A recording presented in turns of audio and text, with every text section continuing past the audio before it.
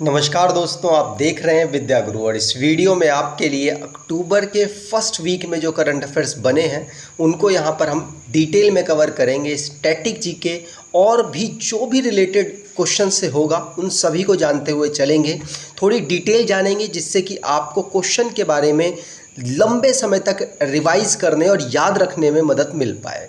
तो यहाँ पर हम सारे क्वेश्चंस को कवर कर रहे होंगे, सारे टॉपिक्स को कवर कर रहे होंगे, चाहे वो नेशनल हो, इंटरनेशनल हो, अपॉइंटमेंट हो, अवार्ड हो या कोई और टॉपिक हो। सभी टॉपिक से मैंने यहाँ पर क्वेश्चंस लिए हैं जो फर्स्ट वीक ऑफ अक्टूबर में आपके लिए इम्पॉर्टेंट है।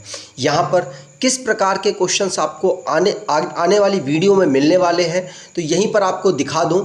जैसे कि चीफ गेस्ट, अभी आपको पता है कि हर रिपब्लिक डे के अवसर पर भारत में चीफ गेस्ट बुलाने का प्रचलन चला हुआ है। उसी प्रकार से 2024 में कौन चीफ गेस्ट के रूप में बनकर आएंगे उनकी बात होगी। साथ साथ स्किल ऑन व्हील इनिशिएटिव किसके द्वारा लॉन्च किया गया, किस मिनिस्ट्री के द्वारा लॉन्च किया गया और क्यों लॉन्च किया गया, दोनों बात करने वाले हैं। साथ साथ मोबाइल वैन प्रोग्राम, ये जो मोबाइल वैन प्रोग्राम है किस राज्य के द्वारा लॉन्च किया गया, जो कि लिखा हुआ है यहाँ पर कि नेचुरल फार्मिंग को प्रमोट करेगी। तो ये बात करेंगे कौन सा राज्य है जो कि इसको प्रमोट करने वाला है। साथ साथ 19th एशियन गेम्स हो रहा है, उसका मस्कट भी लॉन्च किया गया, उसका अभी ओपनिंग सेरेमनी भी हुई, तो उन सभी की बात करेंगे। कुछ नहीं, बहुत सारे भारतीयों ने यहाँ पर मेडल भी प्राप्त कर लिए हैं तो उनकी भी बात कर लेंगे। साथ साथ कौन सी फिल्म ऐसी है जिसको ऑस्कर में 2024 में भारत की एंट्री के रूप में भेजा गया है, उस फिल्म को जानेंगे। साथ साथ इम्पॉर्टेंट डेज जो भी फर्स्ट वीक और लास्ट जो सितंबर में डेज छूट गए हैं उन सभी को यहाँ पर रिवाइज भी कर लेंगे। तो उम्मीद करूँगा आपको ये वीडियो अच्छी लगेगी, इन्फॉर्मेटिव लगेगी। अगर आपको वीडियो इन्फॉर्मेटिव लगे तो आपसे अनुरोध करूँगा वीडियो को लाइक कर दीजिएगा, चैनल को सब्सक्राइब कर लीजिएगा और अपने कुछ दोस्तों तक वीडियो को शेयर ज़रूर कीजिएगा। चलिए स्टार्ट करते हैं सबसे पहले क्वेश्चन से। पहला क्वेश्चन है, भारत ने ना इनवाइट किया है G20 की, अभी रिसेंटली में भारत ने समिट ऑर्गेनाइज करी और उस ऑर्गेनाइजेशन के बाद भारत ने G20 की जो समिट है वो ब्राज़ील को दे दी है। मतलब 2024 की जो समिट होगी G20 की वो कहाँ होगी, ब्राज़ील में होगी। लेकिन उसी समिट के अवसर पर भारत ने यूएसए के प्रेसिडेंट को इनवाइट किया है कि आप 2024 में जो हमारा रिपब्लिक डे परेड होती है उसमें आप पार्टिसिपेट करें एज अ चीफ गेस्ट। तो ध्यान रखिएगा 2024 में भारत ने यूएसए के प्रेसिडेंट को अप्रोच किया है कि आप हमारे चीफ गेस्ट के रूप में आए। तो ध्यान रखिएगा जो बाइडन, इस समय पर यूएस के प्रेसिडेंट कौन है, जो बाइडन। तो जो बाइडन हो सकता है 2024 में रिपब्लिक डे के अवसर पर चीफ गेस्ट के रूप में आए। ये भारत इस बार 2024 में ऐसा करेगा। और क्यों अमेरिका के साथ भारत के रिलेशन अच्छे हो रहे हैं, रीज़न ये है कि भारत ना अमेरिका के साथ कोलैब करके बहुत बड़े बड़े काम भी कर रहा है। जैसे चाइना को रोकने के लिए भी काम कर रहा है भारत, और अमेरिका के साथ मिलकर क्वाड समिट ऑर्गेनाइज करता है, क्वाड देशों का मेंबर भी है। क्वाड देश कौन है, जिसमें चाइना को रोकने के लिए ये 4 देश मिलकर एक संगठन बनाकर काम कर रहे हैं, जिसमें यूएस, भारत, जापान और ऑस्ट्रेलिया शामिल है।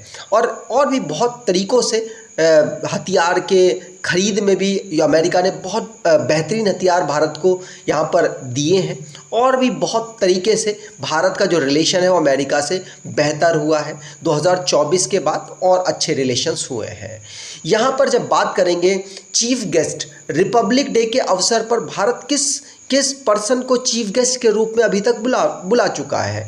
तो 2023 की बात करें तो 2023 में प्रेसिडेंट इजिप्ट के आए थे जिनका नाम था अब्देल फतेह अल सीसी, ये चीफ गेस्ट के रूप में थे। 2021 और 22 में कोई भी नहीं आया था क्योंकि कोविड-19 चल रहा था। 2020 में उस समय के ब्राज़ील के प्रेसिडेंट जायर बोल्सोनारो आए थे एज अ चीफ गेस्ट। अभी इस समय पर ब्राज़ील के प्रेसिडेंट लूला दा सिल्वा है। ठीक, इसी प्रकार से आगे आप सीक्वेंस देख सकते हैं। अभी रिसेंटली में 19th एशियन गेम्स हो रहा है। 19th एशियन गेम्स चाइना के होंगजू में हो रहा है। होना था इसको 2022 में, लेकिन 2023 में ऑर्गेनाइज होने का कारण ये है कि चाइना ने कोरोना का हवाला देकर इसको 1 साल आगे बढ़ा दिया था। ठीक है, इसको कौन कराता, इसको कहाँ पर ऑर्गेनाइज कराया जा रहा है, मैंने आपको बता दिया, चाइना के होंगजू में। इसे 23 अप्रैल में इसकी ओपनिंग सेरेमनी हो चुकी है। 23 सितंबर में, माफ़ कीजिएगा, 23 सितंबर में इसकी ओपनिंग सेरेमनी और 8 अक्टूबर को इसकी क्लोजिंग सेरेमनी होगी। उस ओपनिंग सेरेमनी में भारत के 2 प्लेयर थे जिन्होंने फ्लैग लेकर भारत को लीड कर रहे थे। उनका नाम था हॉकी के कैप्टन मेंस टीम के हरमनप्रीत सिंह और दूसरे असम की बॉक्सर लवलीना बोरगोहेन। तो इन दोनों ने भारतीय टीम को लीड किया है। भारत के टीम के 655 एथलीट्स के दल को इन दोनों ने लीड किया है, ध्यान रखिएगा। आगे बात करें तो यहाँ पर आप दोनों को देख पाएंगे। अगला क्वेश्चन है, बुकर प्राइज 2023 अनाउंस किया गया। बुकर प्राइज 2023 भारतीय लिंक्ड एक लेखक को मिला है, इसीलिए इम्पॉर्टेंट है। भारतीय ओरिजिन है लेकिन ब्रिटेन में रहते हैं। इनका नाम है चेतना मारू।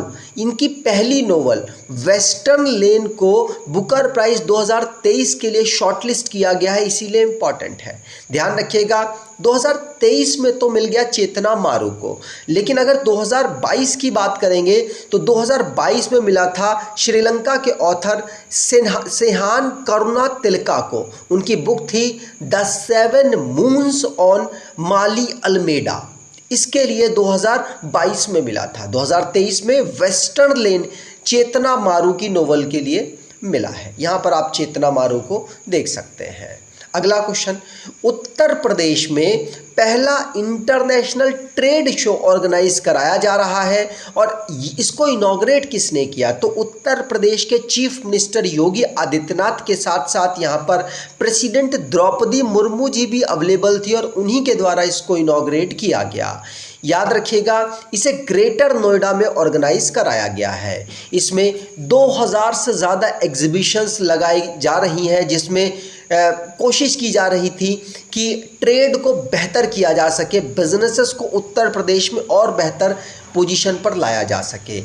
इसमें नए नए जो स्टार्टअप्स थे उन्होंने भी पार्टिसिपेट किया और उत्तर प्रदेश को जो एमएसएमई सेक्टर है उसमें बेहतर लाने के लिए, स्टार्टअप की पोजीशन में बेहतर लाने के लिए काम करने की कोशिश यहाँ पर की गई है। तो यहाँ पर आप इंटरनेशनल ट्रेड शो की तस्वीर देख सकते हैं। अगला क्वेश्चन, राष्ट्रीय विज्ञान पुरस्कार अभी रिसेंटली में अनाउंस किए गए और भारत के प्रेसिडेंट द्रौपदी मुर्मू जी के द्वारा इन अवार्ड्स को सम्मानित किया गया। यहाँ पर कितनी, अगर बात करें कितनी कैटेगरीज में साइंटिस्ट को अवार्ड ये दिए गए, तो 4 कैटेगरीज। कौन कौन सी, विज्ञान रत्न, विज्ञान श्री, विज्ञान युवा शांति स्वरूप भटनागर और विज्ञान टीम। तो 4 कैटेगरी में ये अवार्ड दिए गए।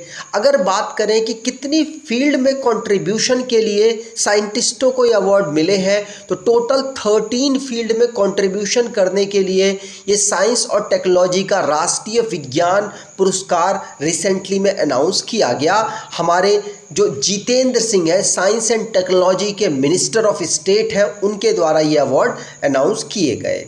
ठीक, अगला क्वेश्चन, कारों की रेस होती है, साल में कारों की रेस जो सबसे ज़्यादा बार जीत जाता है उसको प्लेयर ऑफ द ईयर का अवार्ड भी मिलता है। पिछले लगातार 2 सालों से मैक्स वर्स्टप्पन कारों की रेस के मैन ऑफ द ईयर का खिताब ले पा रहे हैं। इस बार भी वो सबसे ज़्यादा कारों की रेस जीतने वाले प्लेयर हैं। टोटल कारों की रेस जितनी भी हुई हैं सभी उन्होंने जीती हैं, सिर्फ 3 कारों की रेस हटा दी जाए।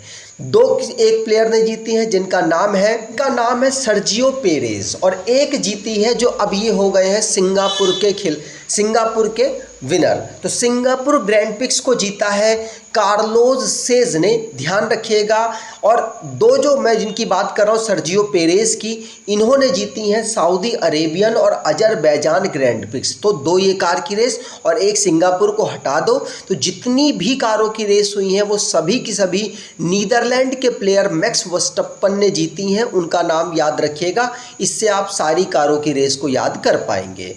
अगला क्वेश्चन है, प्रधानमंत्री मोदी जी का बर्थ एनिवर्सरी होती है 17 सितंबर को, और 17 सितंबर को जो हमारी हेल्थ मिनिस्ट्री है वो हर साल कुछ ना कुछ कैंपेन चलाती है। इस बार भी उन्होंने कैंपेन चलाया। क्या चलाया? तो आयुष्मान भव नाम से इन्होंने 73rd बर्थ एनिवर्सरी प्रधानमंत्री नरेंद्र मोदी जी की जब 17 सितंबर को ऑब्जर्व हुई तो इसको चलाया था। इसमें जो टीकाकरण है उसको और स्पीड से करने की बात की गई है। यहाँ पर द्रौपदी मुर्मू जी के द्वारा इस कैंपेन को लॉन्च किया गया, इसीलिए इम्पॉर्टेंट है। और इस समय पर बहुत सारे लोगों को बेनिफिट मिल पाया है। हेल्थ केयर जो ड्राइव चल रही थी जिससे कि मुफ्त में टीकाकरण हो रहे थे। आयुष्मान भव नाम से ये कैंपेन चलाया गया, नाम सिर्फ याद रखिएगा और इतना इम्पॉर्टेंट नहीं है।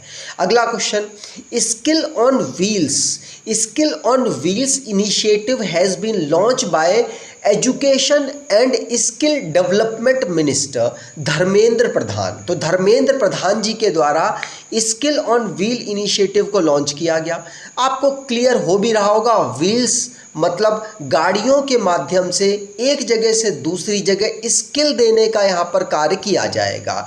यही ऐसा ही कुछ इस इनिशिएटिव के माध्यम से करने की कोशिश की गई है। मतलब ट्रेनिंग प्रोग्राम्स चलाए जाएंगे और वो ट्रेनिंग प्रोग्राम जिस जगह पर होंगे वो मूवेबल होगा। मतलब या तो किसी गाड़ी के अंदर या कोई बड़ा मूवेबल थिंक है उसके माध्यम से यहाँ पर स्किल को प्रोवाइड कराया जाएगा। मतलब एक गाड़ी है, उसमें एक ट्रेनर है जो आपको ट्रेन करते हैं, एक जगह जाते हैं किसी गांव वगैरह में, वहाँ पे लोगों को स्किल्स शार्प करते हैं, उसके बाद वो दूसरी जगह मूव कर जाते हैं। तो इसी को स्किल ऑन व्हील लॉन्च इसी को स्किल ऑन व्हील के नाम से धर्मेंद्र प्रधान जी ने लॉन्च किया है, जो कि ट्रेनिंग इंस्टीट्यूट के तरीके से छोटे समय के लिए काम करेगा, जिससे कि यूथ्स को उनकी स्किल डेवलप करने में मदद करेगा। ये 2008 में नेशनल स्किल डेवलपमेंट कॉरपोरेशन को डेवलप किया गया था, उसी के माध्यम से स्किल डेवलप करने की कोशिश की जा रही है। कुछ इस प्रकार से गाड़ी है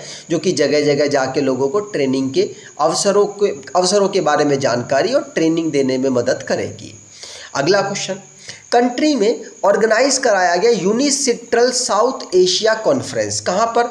तो इसे कराया गया नई दिल्ली में। यूनिसिट्रल का मतलब क्या है? तो United nation commission on international trade law. इसकी साउथ एशियन कॉन्फ्रेंस नई दिल्ली में ऑर्गेनाइज कराई गई। मिनिस्टर ऑफ एक्सटर्नल अफेयर्स ने भारत को यहाँ पर रिप्रेजेंट किया है, जो कि इस समय पर कौन है? तो ध्यान रखिएगा, एस जयशंकर साहब भारत के एक्सटर्नल अफेयर्स मिनिस्टर हैं। अगला क्वेश्चन, सिंगापुर के द्वारा अपना टॉप फेलोशिप, उसका नाम है ली कुआन येव एक्सचेंज फेलोशिप, ये किसको दिया गया है? तो ये आसाम के चीफ मिनिस्टर हेमंता बिश्वा शर्मा को दिया गया है। क्यों दिया गया है?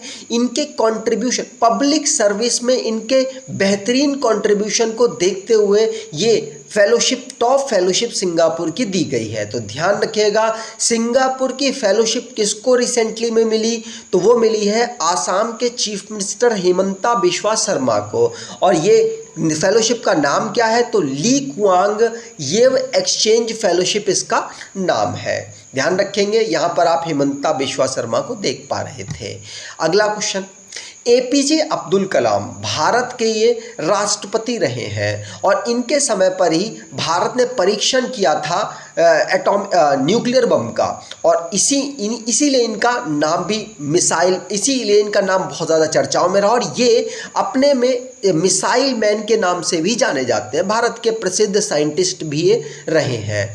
इनके नाम पर नई मैराइन टार्डीग्रेड स्पीसीज डिस्कवर हुई, और ये जो नई जो मैराइन टार्डीग्रेड स्पीसीज है, इसका नाम इन्हीं के नाम पर रख दिया गया है। इनका नाम क्या रखा गया, तो देखिए ये जो स्पीसीज है इसका जीनस का नाम रखा गया है बेटिलिप्स, क्या बेटिलिप्स, और इस लास्ट में कलामी जोड़ दिया गया है। तो बेटिलिप्स कलामी इस नई स्पीसीज का नाम रखा गया है, ध्यान रखिएगा। इसको तमिलनाडु में डिस्कवर किया गया था। ठीक, यहाँ पर आप उसकी तस्वीर देख पा रहे होंगे। अगला क्वेश्चन, इंडिया और कनाडा ने एक दूसरे के डिप्लोमेट्स को यहाँ पर एक्सपेल कर दिया है अपने देश से। क्यों? क्योंकि कनाडा में मर्डर हुआ था हरदीप सिंह निज्जर का, जो कि सिख कम्युनिटी के लीडर थे, और माना जा रहा था कि भारतीय गवर्नमेंट इसमें इन्वॉल्व है, और बहुत सारी जो वर्ड ऑफ एक्सचेंजेस हुए एक दूसरे देशों के बीच में, और उसके बाद यहाँ तक बात पहुँच गई कि एक दूसरे के डिप्लोमेट्स को अपने यहाँ से एक्सपेल करना पड़ा। तो ध्यान रखिएगा, निज्जर जो कि वहाँ के सिख लीडर थे, उनकी मृत्यु के बाद ऐसा हुआ है।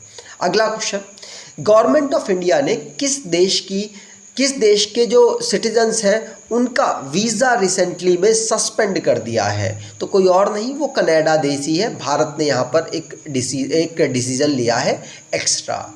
अगला क्वेश्चन, आईसीसी वर्ल्ड कप अभी रिसेंटली में ऑर्गेनाइज हुआ। आईसीसी वर्ल्ड कप जब ऑर्गेनाइज हो रहा है भारत में, और भारत में ही होगा इस बार का, 50-50 ओवर का ये वर्ल्ड कप होने वाला है। इसके लिए भारत की जर्सी को अनवील किया गया, और भारत की जर्सी किसने अनवील की? तो एडिडास नाम की कंपनी ने भारत की नई जर्सी को यहाँ पर अनवील किया है।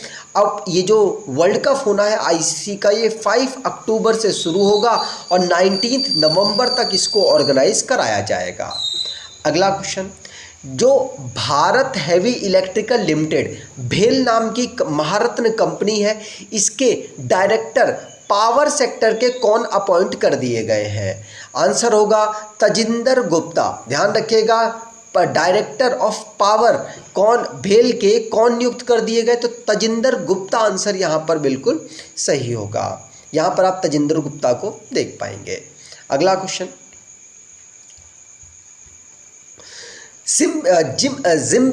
जिम्बेक्स एक्सरसाइज जो कि भारतीय नेवी और सिंगापुर की नेवी के बीच में होती है। इम्पॉर्टेंट ये है कि ये दोनों नेवी एक्सरसाइज को साउथ चाइना सी में ऑर्गेनाइज कर रहे हैं, चाइना को अपनी कोलैबोरेशन को दिखाने के लिए कि हम दोनों देश मिलकर एक साथ एक्सरसाइज करते हैं, हम दोनों एक दूसरे के साथ यहाँ पर कितने कंफर्टली एक्सरसाइज कर पा रहे हैं, और साथ साथ एक दूसरे को यहाँ पर सपोर्ट करने की भी कोशिश की जा रही है, साथ साथ यहाँ पर कोलैबोरेशन करने की कोशिश की जा रही है कि इन फ्यूचर कभी ज़रूरत पड़े तो एक दूसरे के साथ मिलकर हम काम कर सकते हैं, इसीलिए सिम्बेक्स को ऑर्गेनाइज कराया जाता है।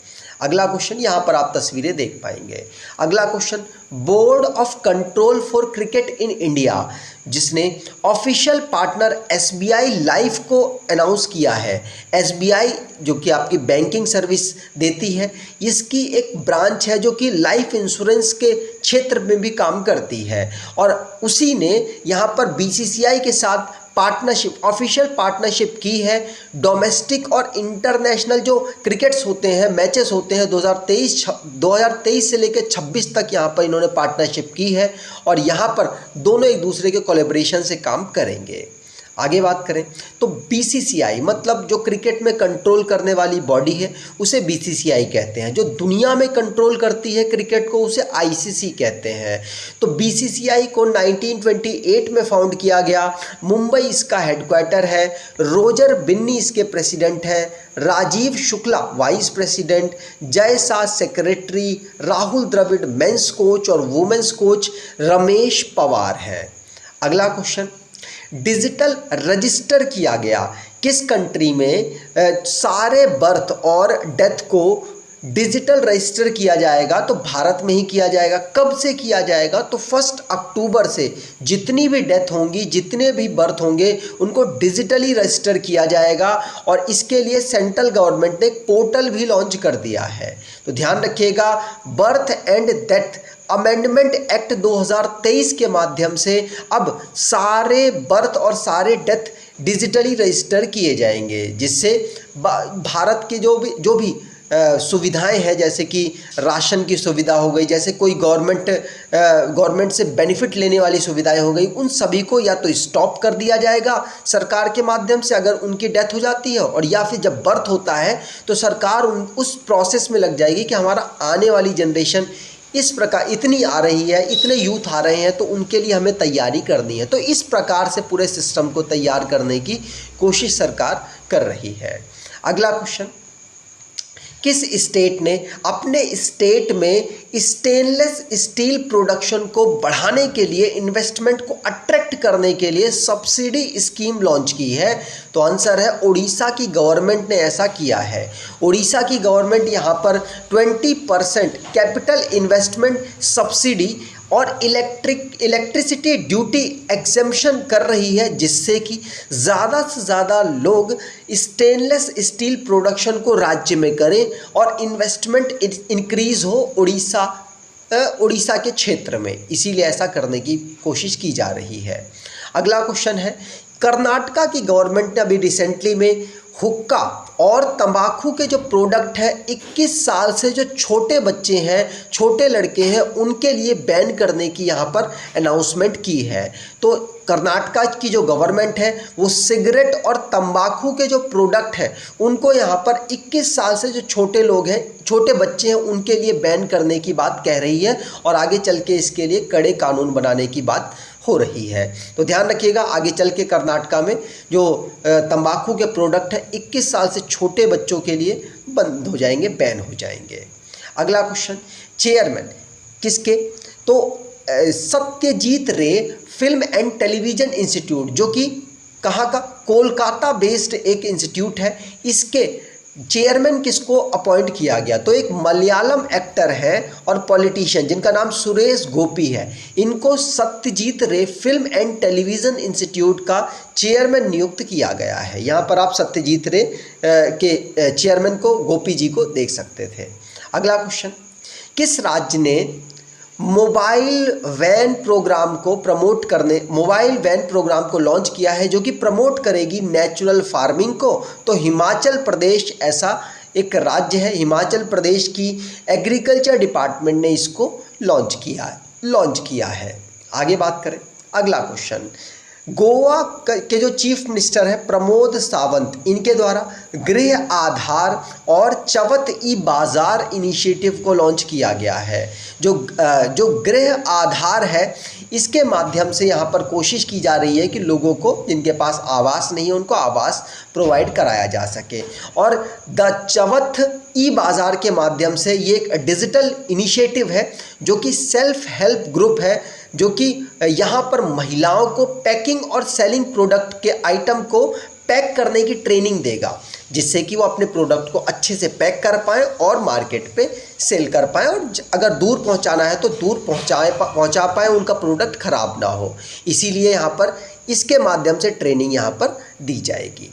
आगे बात करें, अगला क्वेश्चन, मुख्यमंत्री श्रमिक कल्याण योजना किस राज्य के द्वारा लॉन्च की गई? तो ये अरुणाचल प्रदेश के द्वारा इसको लॉन्च किया गया। ये मुख्यमंत्री श्रमिक कल्याण योजना के माध्यम से जो श्रमिक हैं, जो 60 साल से ऊपर के हैं, उनको यहाँ पर बेनिफिट प्रोवाइड कराने की कोशिश की गई है। साथ साथ जो 60 साल से नीचे के हैं उनको एक्सीडेंटल डेथ कंपनसेशन जो नेचुरल डेथ होती है, मैटरनिटी बेनिफिट्स और जितनी भी मेडिकल सुविधाएं दी जा सकती हैं श्रमिकों को, वो देने की कोशिश यहाँ पर हर श्रमिक वर्ग को करने की कोशिश अरुणाचल प्रदेश के द्वारा की गई है।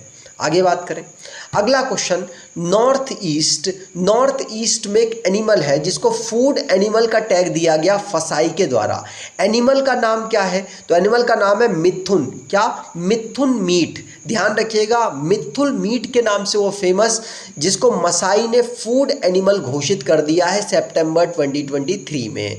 ध्यान रखिएगा, फूड एनिमल के माध्यम से ये होता है कि अगर आप ह्यूमनॉइड तरीके से किसी भी एनिमल को मारते हैं और उसके बाद उसको आप खा सकते हैं, खाने के रूप में उपयोग कर सकते हैं। ऐसा नहीं कर सकते कि आप पहले उसका पैर काटें, फिर हाथ काटें, उसके बाद फिर तड़पा कर नहीं मारना है आपको, उसको डायरेक्टली आप किल करके अपने खाने के रूप में यूज़ कर सकते हैं। तो ये है मिथुन, जिसको नॉर्थ ईस्ट में फूड प्रोडक्ट के रूप में फसाई ने अनाउंस किया है। अगला क्वेश्चन, एक कंपनी है, कौन सी कंपनी है? न्यूरालिंक। न्यूरालिंक कंपनी को यहाँ पर यूएस की जो फूड एंड ड्रग एडमिनिस्ट्रेशन है, उन्होंने अलाउ कर दिया है कि आप ह्यूमन के ब्रेन में चिप इम्प्लांट कर सकते हैं और अपनी जो टेस्टिंग है वो कर पाएंगे।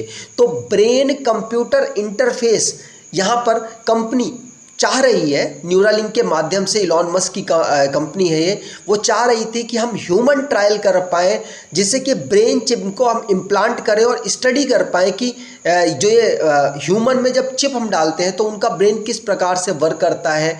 इसके लिए परमिशन उन्होंने मांगी थी यूएस के फूड एंड ड्रग एडमिनिस्ट्रेशन से, उन्होंने ये परमिशन दे दी है। अब आगे चल के न्यूरालिंक यहाँ पर कुछ इस प्रकार से सिस्टम, जो कि इलॉन मस्क में आपको दिखाया जा रहा है फ़ोटो से, वो करने की कोशिश की जाएगी।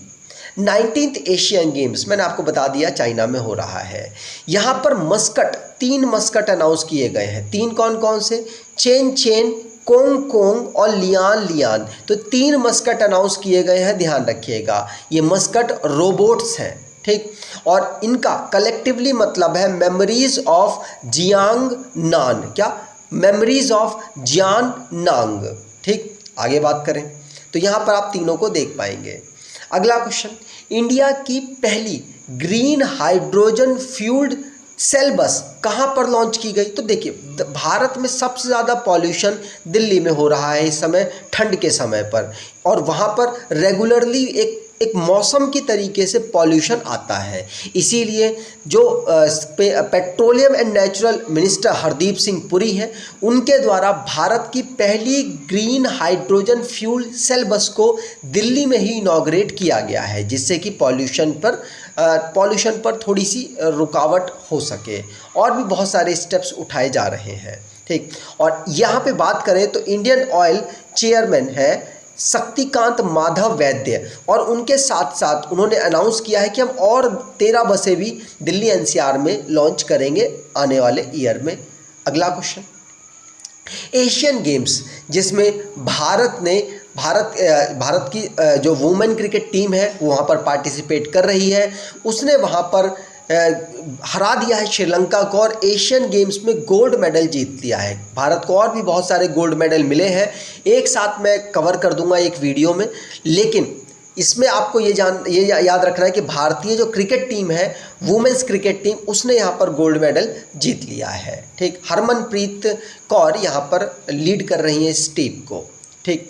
अगला क्वेश्चन, इंडिया का 54th नया टाइगर रिजर्व, जिसका नाम है वीरांगना दुर्गावती टाइगर रिजर्व, कहाँ पर? मध्य प्रदेश में लोकेटेड है। वहाँ पर मध्य प्रदेश का तो 7वां, लेकिन भारत का 54th टाइगर रिजर्व अनाउंस किया गया है। ध्यान रखिएगा, ये कहाँ लोकेटेड है? तो सागर दमोह नरसिंहपुर डिस्ट्रिक्ट मध्य प्रदेश में लोकेटेड है।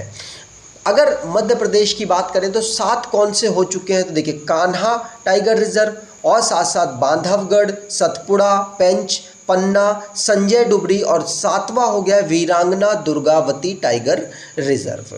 अगला question, Dada Saheb Phalke life time achievement award किस एक्ट्रेस को दिया जाएगा 2023 में? तो ये वहीदा रहमान को दिया जाएगा, ध्यान रखिएगा।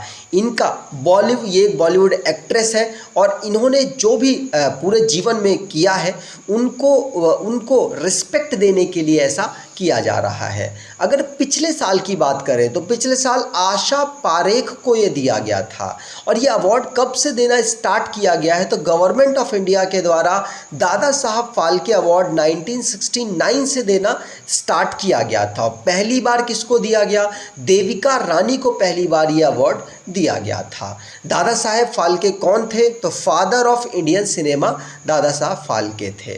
ठीक, आगे बात करें।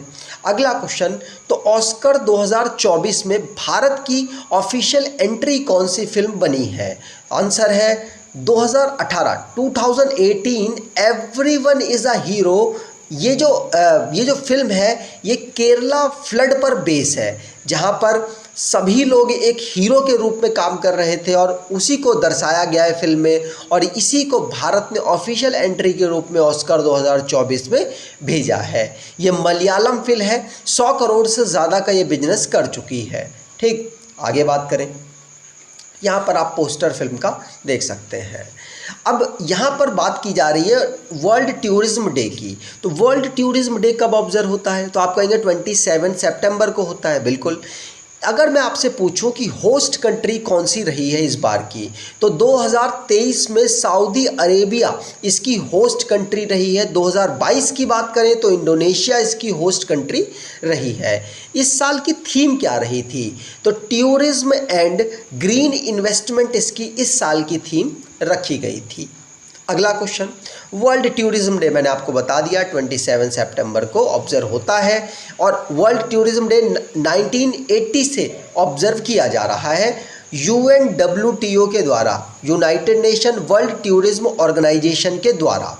अगर UNWTO की बात करें तो सेक्रेटरी जनरल जुराब पोलोली कासिल्वी है। ठीक, आगे बात करें। अगला क्वेश्चन, वर्ल्ड कॉन्ट्रासेप्शन डे हम कब ऑब्जर्व करते हैं? तो वर्ल्ड कॉन्ट्रासेप्शन डे हम 26 सितंबर को ऑब्जर्व करते हैं। ये किसके द्वारा ऑब्जर्व होता है? तो वर्ल्ड हेल्थ ऑर्गेनाइजेशन के द्वारा इसको ऑब्जर्व किया जाता है, जिसको 1948 में फाउंड किया गया। जिनेवा स्विट्ज़रलैंड में इसका हेडक्वार्टर है। टेड्रोस अधनोम जो कि इथोपिया से बिलोंग करते हैं, वो इसके डायरेक्टर जनरल है। अगला question, international day of peace हम कब ऑब्जर्व करते हैं? तो ये हम 21 सितंबर को ऑब्जर्व करते हैं। इसकी theme actions for peace our ambition for the #global goal रखी गई है। ठीक, आगे बात करें। अगला question, international equal pay day हम कब ऑब्जर्व करते हैं? तो हम 18 सितंबर को ऑब्जर्व करते हैं। इसमें महिला और पुरुष दोनों को सेम काम के लिए सेम जो मनी है वो पे करने के लिए यहाँ पर प्रमोट किया जाता है। यूनाइटेड नेशन के द्वारा इसको डिक्लेयर किया गया था। तो उम्मीद करता हूँ आपको ये वीडियो अच्छी लगी होगी, इन्फॉर्मेटिव लगी होगी। अगर आपको ये वीडियो अच्छी लगी है, इन्फॉर्मेटिव लगी है, तो आपसे अनुरोध करूँगा वीडियो को लाइक कर दीजिएगा, चैनल को सब्सक्राइब कर लीजिएगा और एटलीस्ट अपने कुछ दोस्तों तक वीडियो को शेयर ज़रूर कीजिएगा। धन्यवाद।